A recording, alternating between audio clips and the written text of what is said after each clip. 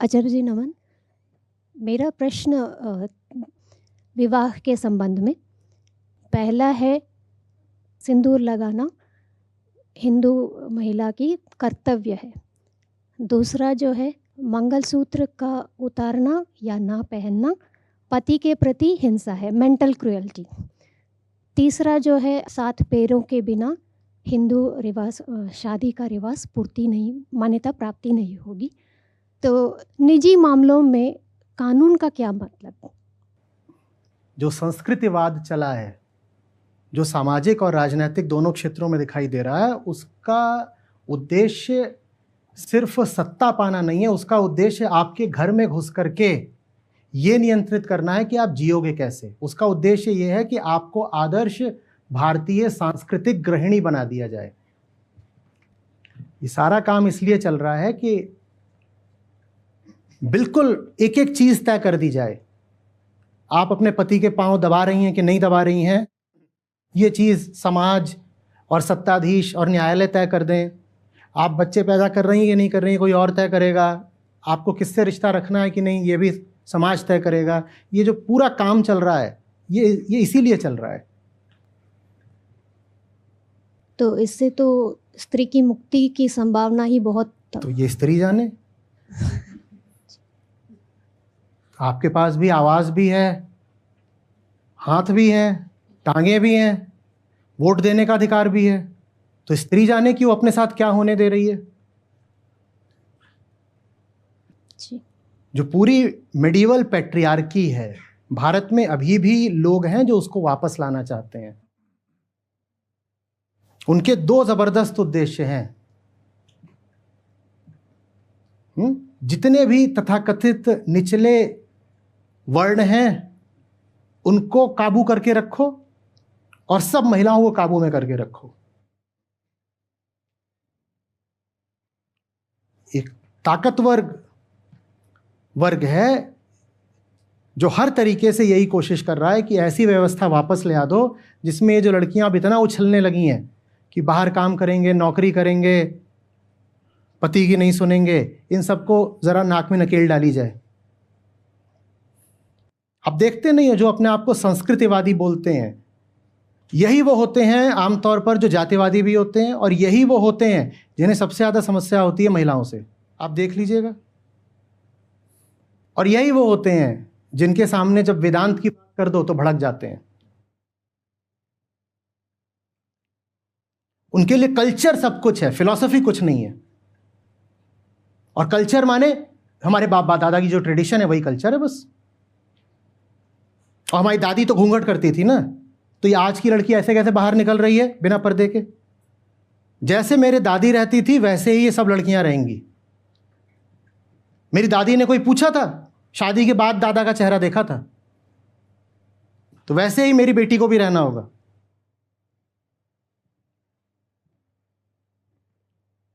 और ये एक बहुत ताकतवर मूवमेंट है जो चल रहा है, बस आपको खबर नहीं हो रही है। इसके कुछ बहुत केंद्रीय तत्व होते हैं। बाकी जितने धर्म है सबसे नफरत करो, बाकी जितने देश है सबसे नफरत करो, बाकी जितनी जातियां हैं सबसे नफरत करो, बाकी जितने लिंग हैं सबसे नफरत करो, सबसे नफरत करो। सब देशों से आके लड़ जाओ, छोटे बड़े कोई हो उनसे भिड़ जाओ, रिश्ते खराब करो। बाकी जितनी जातियां हैं उनको उनकी जगह पे डाल दो कि तू नीचा है नीचे रह चल किसी तरीके से। और महिला को तो बिल्कुल उसके गले में पट्टा डाल के घूंटे से बांध दो और फिर कहो ये हमारे स्वाभिमान की बात है। नमस्ते सर। तो मेरा एक छोटा सा फॉलोअप है इसी के ऊपर कि अभी पिछले करवा चौथ पर मैंने एक ग्रुप में पोस्ट डाली थी, जो करवा चौथ पर जो महिलाएं अपना व्यवहार रखती हैं उस दिन, उसके ऊपर। तो उसमें जो सबसे ज़्यादा जो विरोध आया था वो महिलाओं से आया था, और वो भी डॉक्टर से महिलाएं थी। और उसमें जो थम्सअप भी किया था उसमें ज़्यादातर महिलाएं थी कि ये तो हमारी संस्कृति है, ये सब है। और उस ग्रुप में ज़्यादातर लोग पढ़े लिखे हैं, डॉक्टर्स भी काफ़ी सारे हैं। और अक्सर ये होता है कि जैसे कोई सांप भी कहीं निकल आया खुदाई में तो जय सनातन धर्म, अक्सर इस तरह की बातें उसमें होती रहती हैं। और मैं सिर्फ इसीलिए जुड़ा रहता हूँ उससे कि मैं देखूँ क्या चल रहा है। जिसको हम अपनी संस्कृति बोल रहे हैं, वो क्या है, हमारे तौर तरीके। हम उसको सिर्फ इसलिए बचाना चाहते हैं क्योंकि मैं ऐसे करता हूं तो ठीक ही होगा ना, मैंने करा, मेरे पिताजी ने करा तो ठीक ही होगा ना। हालांकि अगर आप अपनी भी पुश्तों में पीछे जाएंगे तो 4 पीढ़ी पहले वो सब नहीं हो रहा होगा, पर मैंने करा, पिताजी ने करा, दादाजी ने करा, जो कुछ भी करा वही सत्य है, वही ठीक है, वही उचित है, वही श्रेष्ठ है। तो मेरी दादी मानती थी कि सांप को दूध पिलाना है, तो बात सही होगी। क्यों? क्योंकि मेरी दादी है। मेरी दादी गलत कैसे हो सकती है? देखते नहीं, तर्क आता है। हमारे पूर्वज कुछ करते थे, वो क्या गलत करते थे? क्यों नहीं गलत कर सकते? इतना कुछ तो जानते ही हम क्यों गलत करते थे, तो क्यों नहीं गलत कर सकते? इंसान ही थे ना, हम गलतियां करते हैं ना, जैसे हम गलतियां करते हैं वैसे कोई भी गलती कर सकता है। पर ईगो क्या बोलती है? वही जैसे देख, मेरा बाप गलती नहीं कर सकता, मेरी परंपरा गलत कैसे हो सकती है? तुम अपनी हालत देखो, तुम्हारे पिताजी ने कोई गलती नहीं करी होती तो तुम ऐसे क्यों होते? अगर तुम्हारे पिताजी ने सब कुछ ठीक ठाक ही करा होता तो तुम भी ढंग के आदमी होते ना। हमारे पास उपनिषद है, हमारे पास गीता है, हमारे पास षड दर्शन है, लेकिन हम उसकी कोई बात नहीं करना चाहते। हम बात किसकी करते हैं? संस्कृति और परंपरा की।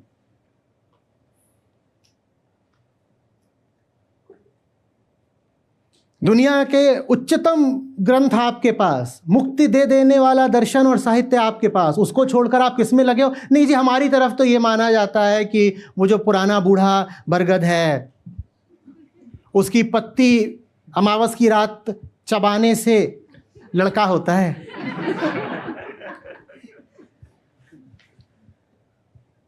और जो ये कर रहा है उसको हम कहेंगे बहुत रिलीजियस है, बहुत रिलीजियस है। ये रिलीजन है? अगर वो रिलीजन है तो फिर भगवत गीता क्या है? भगवत गीता से हमें कोई मतलब नहीं। अमावस की रात बूढ़े बरगद की पत्ती चबाने से लड़का पैदा हो जाएगा। सर, गाय के पेशाब में वो सोना निकालते हैं, थोड़ा ये भी धर्म है।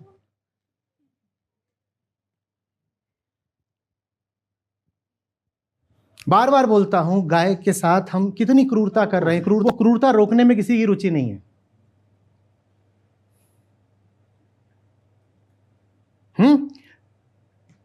मैं कहता हूं,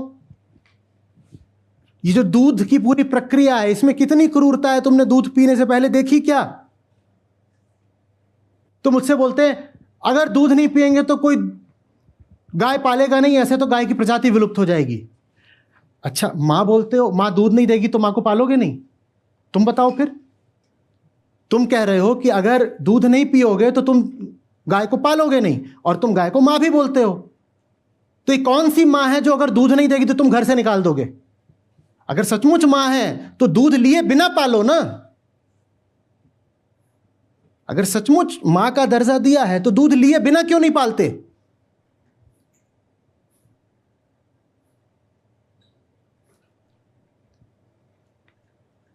पर शोषण करना है पूरी प्रकृति, पूरे पर्यावरण, गाय का ही नहीं।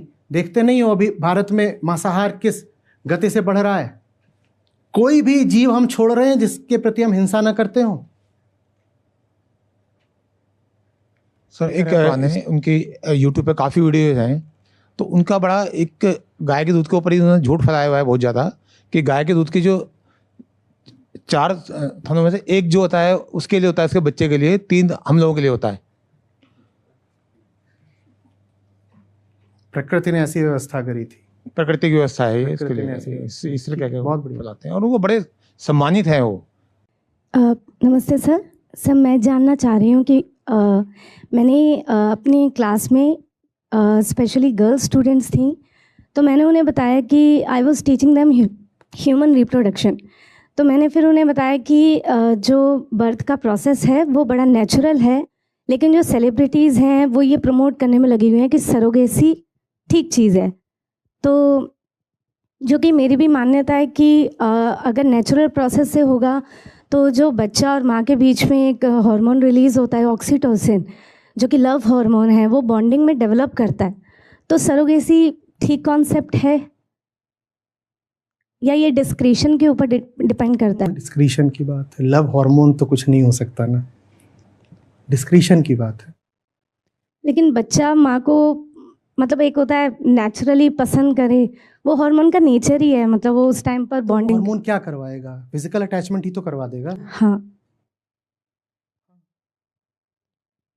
क्या करोगे फिजिकल अटैचमेंट करके?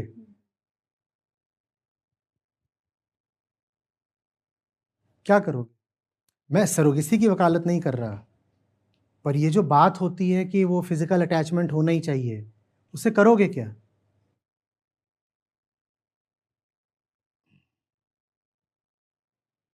जैसे बच्चा वल्नरेबल है तो माँ के पास रहेगा, तो उसके लिए कोई तो माध्यम होना चाहिए कि वो किसी के पास तो वल्नरेबिलिटी माने? असक्षम है। हाँ, तो असक्षम है तो माँ जाकर उसकी जो भी सेवा शुश्रूषा है कर देगी, वो तो करेगी ही माँ। ये सारी बातचीत का सरोगेसी से कोई लेना देना नहीं है। सरोगेसी के मुद्दे पे मैंने कभी सोचा नहीं है, मैं नहीं जानता हूँ कि वो, मुझे लग रहा है ज़्यादातर तो वो इसलिए करवाते होंगे कि उनको अपना फिगर बचाना है। जी। तो वो उस पर अगर कभी चर्चा होगी तो हम उसकी धज्जियाँ उड़ा सकते हैं कि फिगर बचाना है, ये करना है, वो करना है, मूर्खता। लेकिन ये जो बात है ना कि आप लगी हुई हैं किसी बहुत अच्छे काम में, आप कैसे दोगे अपने जीवन के 2 साल पूरे कम से कम निकाल करके कि पहले 9 महीने गर्भ में रहे, फिर उसको ब्रेस्ट फीडिंग करानी है तो इसके लिए भी वो हमेशा साथ रहे? बोलो कैसे करोगे? नहीं हो पाएगा। तो फिर जो बात आती है ना कि महिलाएं क्यों आश्रित रह गईं, क्यों उनका शोषण हुआ।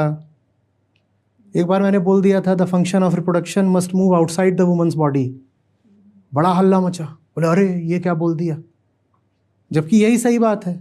ये मानव शरीर है, ये उसका उच्चतम इस्तेमाल थोड़ी है कि गर्भ में बच्चा लेके घूम रहे हो 9 महीने तक।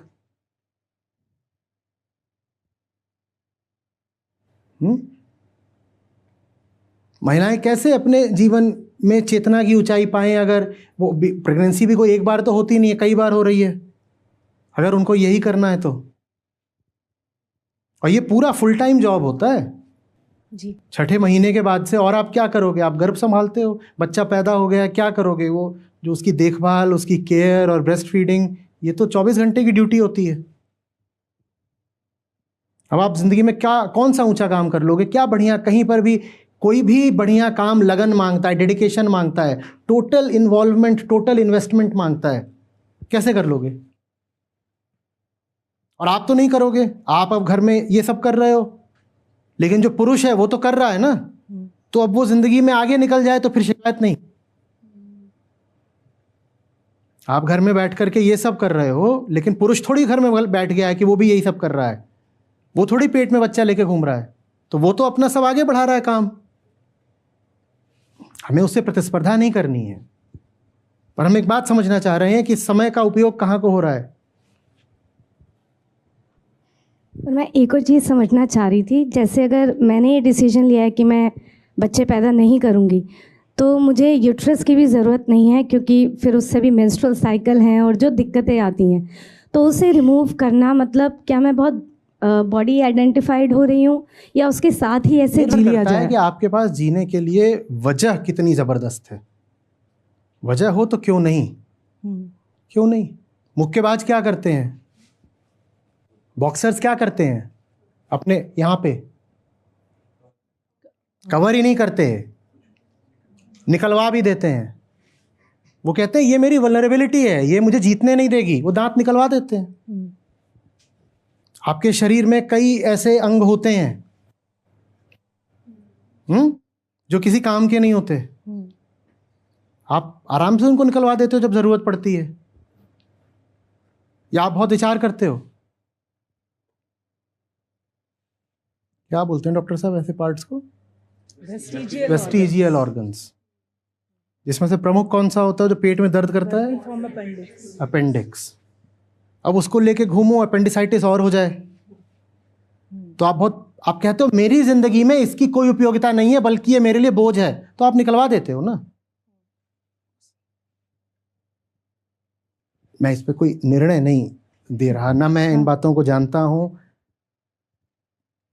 एक सिद्धांत की बात बता रहा हूं जिसके आगे आपका अपना डिस्क्रिशन है, आपका अपना विवेक है। इसके मेडिकल भी कॉन्सिक्वेंसेस क्या है मैं वो भी नहीं जानता पूरी तरह। तो आपको ही देखना है, आपको ही सोचना है। मैं बस ये कह रहा हूँ कि ये चीज़ ऐसी नहीं है जिसको प्रथम दृष्टया ही खारिज कर दिया जाए। It is worthy of further consideration. हाँ, किसी और वजह से आप ये ना करें वो अलग बात है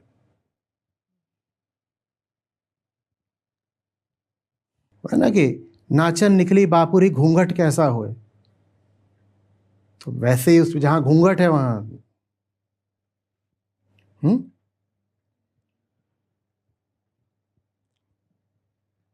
कई काम ऐसे होते हैं जहां बाल नहीं रख सकते हो, बाल हटाने जरूरी है, बाल हटा देते हैं वो लोग।